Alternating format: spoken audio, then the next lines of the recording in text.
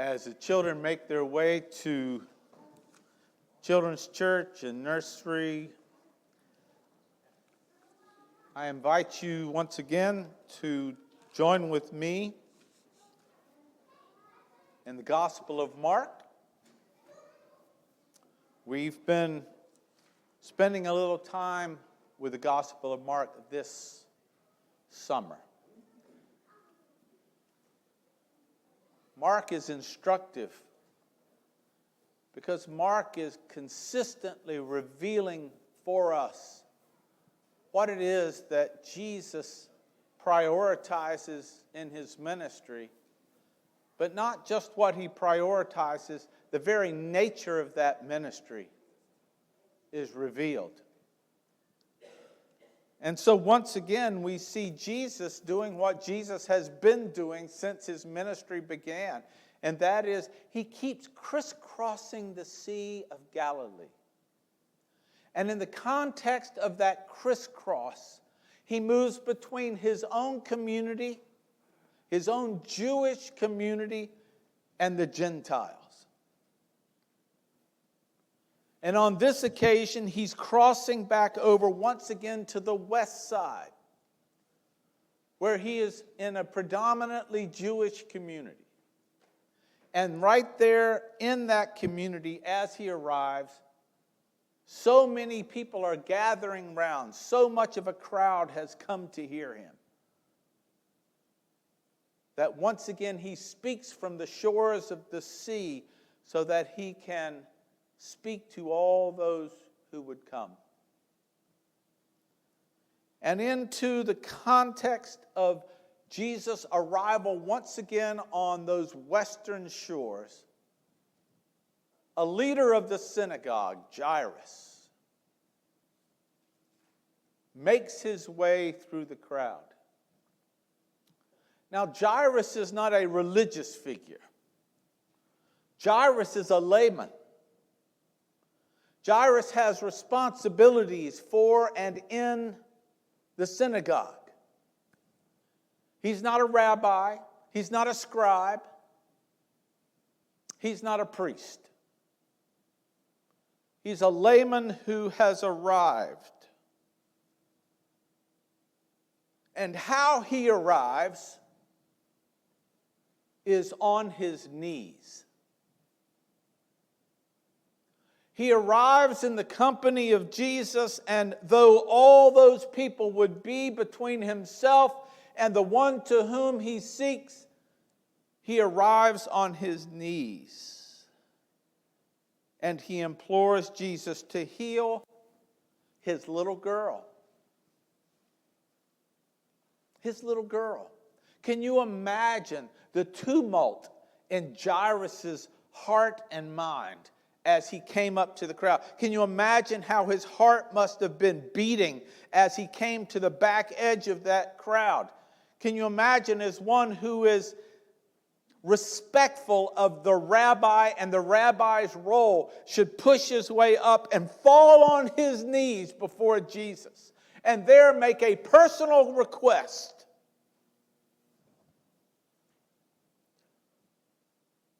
for the salvation of his little girl who was dying. So Jesus agrees to go with him. And they make their way back through the crowd, and it's a lot of people. And as Jesus is making his way through this crowd following Jairus to his home, there's a woman. A woman who has hemorrhaged for 12 years. A woman who is at the end of her rope. A woman who has exhausted herself both physically and financially. A woman who has come also through the crowd with the conviction that if she could simply touch the hem of Jesus' cloak, healing may be hers. She's lost almost every penny because she has expended it on the prospect of her own well-being. And having done so year after year, having gone to physician after physician and having received no help at all, she believes that by touching Jesus' cloak, that healing may be hers. And that's precisely what happens. She touches Jesus' hem. And Jesus' own divine power immediately, says the Scriptures, brings healing to her body. And in this exchange, we see that she is terrified. In the context of this exchange, we see that fear and trembling is a part of her approach and her encounter. But Jesus comforts her and invites her to fear not.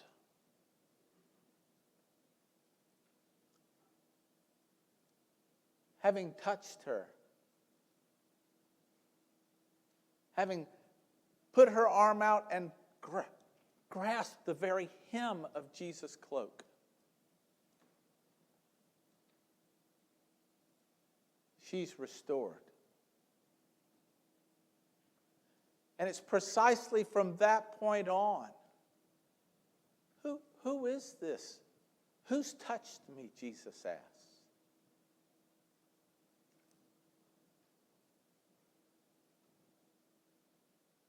And he comforts her in her fear. He assures her in her healing. And probably most importantly, he calls her daughter. Now let's just be clear about something here. Jesus is a teaching rabbi. And here is a woman who for 12 years has been excluded from all that would be precious to her in her own community because she is ritually unclean. Firstly, for a woman to approach a teaching rabbi with such audacity is enough for her to be rejected. But to do so as one who is ritually unclean is a profound affront to a teaching rabbi. And yet, when she grasped but his cloak, the power of Jesus' love transforms her, heals her. And as he looks at her, she falls to her feet. And he calls her daughter. In fact, if we were to give a title to this segment of Mark's gospel, it's Jesus healing the two women. I mean, it can't be lost on us that the gospel writer Mark decides to put at the center of the Jesus ministry women.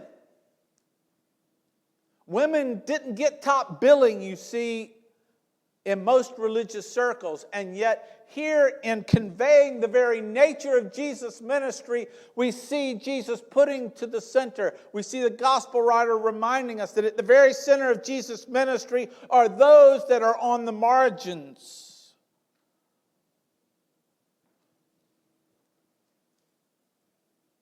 And by simply touching his cloak, her pain subsided. And her humiliation and segregation were overcome. Her separation had ended and her affliction was finally over. Jesus commends her faith. But just as this is happening, in the midst of all of that, word comes down to those who are near Jesus that the little girl whom Jesus had meant to go and liberate from her illness has now died. And you can imagine the scene. People saying to those who have come, the messengers, don't trouble the Master, don't trouble Jesus now. If she's gone, then she's gone. Nothing can be done. But Jesus takes Peter, James, and John, the three who will be leaders among the leaders of the church. He takes the three of them and he arrives at the house nonetheless. And having arrived at the house, of course, there's a great commotion going on. The young girl having passed away, the mourning can begin, and the mourning is a several-day, if not week-long affair. And the expectation is, as a leader of the synagogue, there will be many there who will be mourning the death of his daughter. And Jesus puzzles over their actions and asks them why they're weeping. She's not dead. She is only asleep.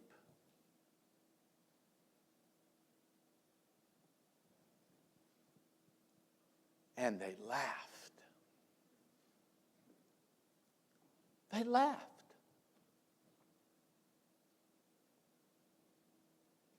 But Jesus calls out to the young girl, having gone into the house, Talitha cum. Little girl, get up. And she arises. And in her rising, their laughter is silenced. And they're in awe.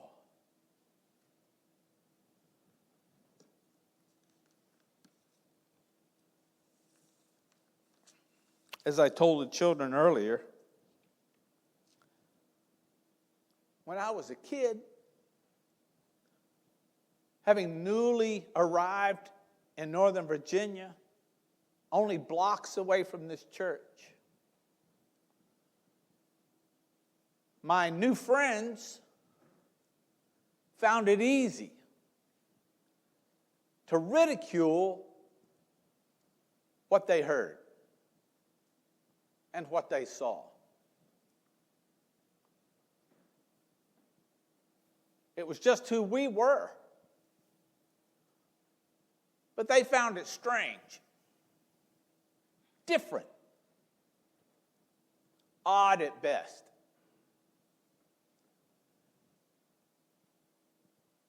What I remember is that it made me mad. Very mad. Because they were making fun of my mama. And don't try it now either.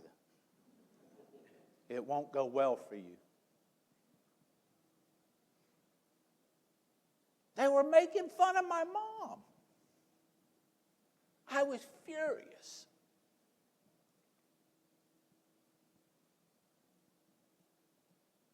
The next time they were at the house, I didn't want anything to do with them. I didn't want to interact with them in any way. My mother, by contrast, it was almost as if nothing had ever happened. In fact, she graciously offered them, I remember it as if it was yesterday.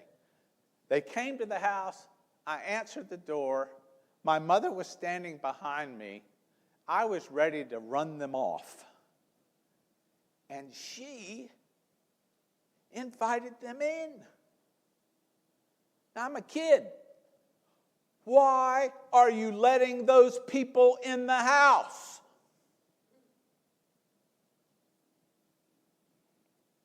She gave them grape Kool-Aid.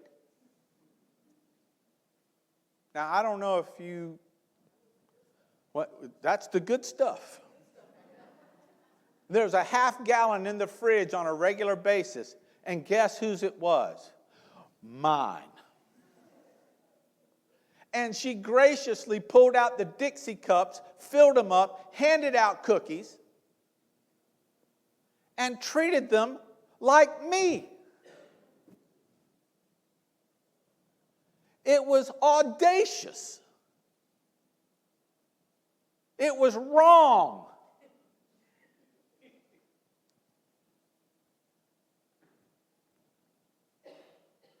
They laughed at Jesus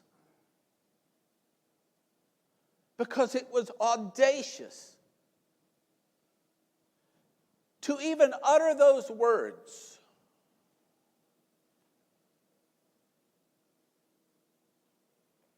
But that's how it is with Jesus. It's always seemingly audacious.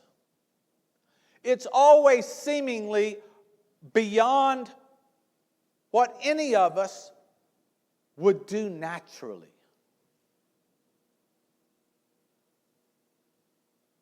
And yet there he was, a rabbi, having interacted directly and having healing come through the touch of his cloak of one who was ritually unclean. And let me say again, a woman, to have that happen right in front of God and everybody. And then to make himself present and available to interact with a dead body. You don't touch dead bodies. You don't interact with dead bodies. They too are unclean. And though they laughed, Jesus nonetheless offered life to the little girl. A woman who had hemorrhaged for 12 years, a little girl who was 12 years old. He brought new life. New life. And folks, that's our commission as a church. To be the very context of audacious love. Because it's precisely audacious love that brings healing and new life. And we are commissioned to be that place, to be those people where ridicule and laughter is of no consequence whatsoever for us. For us, it's all those who would be separated from God or from others.